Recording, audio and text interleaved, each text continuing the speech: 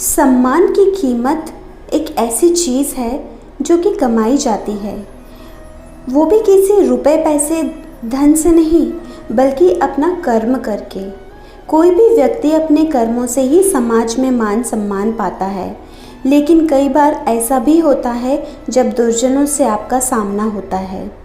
कलयुग की शुरुआत ही जलन, ईर्ष्या, द्वेष, क्रोध आदि भावनाओं के साथ हुई है। ऐसे में कई बार आपका सामना ऐसे हालातों से भी होता है जब गलती ना होने के बावजूद भी आपको अपमानित होना पड़ता है। कुछ ऐसे भी लोग मिलेंगे जो बिना बात ही आपका अपमान करने से नहीं चूकेंगे। तो इसमें क्या किया जाए? इसका जवाब आपको गीता में शिशुपाल और श्री कृष्ण के एक प्रसंग से मिलता है।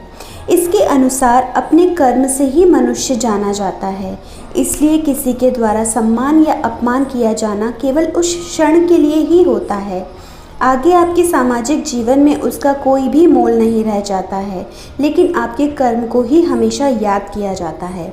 अगर कोई बेवजह बार बार आपका अपमान करे तो उसे अनदेखा करें, लेकिन हाँ, एक सीमा तक। अगर वो सीमा पार हो जाए तो उसका जवाब देना आवश्यक हो जाता है। जवाब का अर्थ यह नहीं कि आप भी बदले में उसका अपमान करें, पर वास्तविकता में ऐसा करना आपको उसके अपमान का ही हकदार बनाता है। इसलिए यह जवाब भी आपको अपने कर्मों के द्वारा ही देना होगा। उसके अपमान की जो भी वजह हो, उसे अपने कर्मों के द्वारा गलत साबित करें।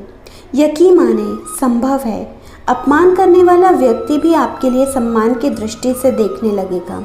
अगर नहीं भी तो उसका परिणाम अन्य सभी रूपों में आपके लिए सम्मान ही लेकर आएगा।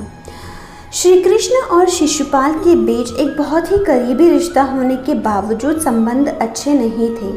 शिशुपाल श्री कृष्ण की बुआ का बेटा था, इस तरह रिश्ते में दोनों भाई थे। इसके बावजूद शिशुपाल के मन में श्री कृष्ण के लिए अच्छे भाव नहीं थे।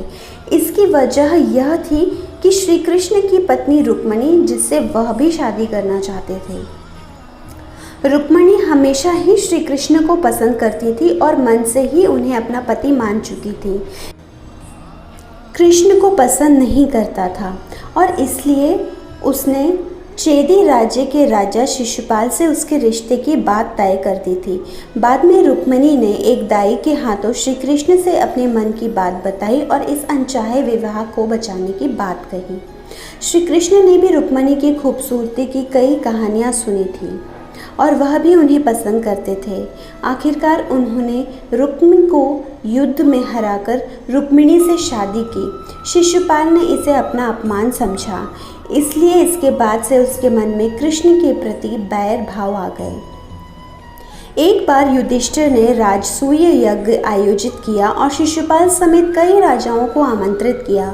वहां कृष्ण के प्रति लोगों की भक्ति, श्रद्धा और सम्मान देखकर वह क्रोधित हो उठा और उन्हें अपशब्द कहकर अपमानित करने लगा। इस पर पांडव उसे दंड देने को आतुर हो चुके थे। अर्जुन और भीम उसे मारने को उठे, लेकिन श्री कृष्ण ने मुस्कुराते हुए उन्हें रोक लिया और उसी प्रकार मुस्कुराते हुए शिशुपाल के अपमान भरे शब्द सुनते रहे। एक प्रसंग के अनुसार श्री कृष्ण ने अपनी बुआ को वचन दिया था कि वे शिशुपाल की कुछ गलतियों को क्षमा करेंगे, लेकिन उसके बाद भी उसने कोई गलती की तो उसका दंड अवश्य उसे मिलेगा।